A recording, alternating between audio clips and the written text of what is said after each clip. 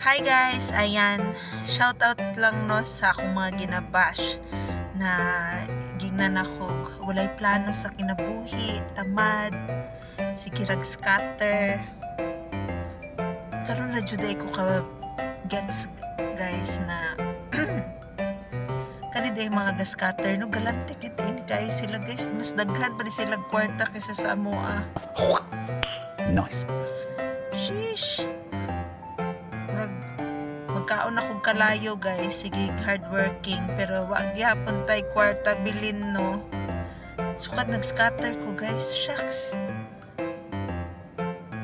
Pila na pud ko kaadlaw pulaw. What? Tanawa. Ara kana pa, ayan. Kana guys, puhunan dyan 30 pesos lang.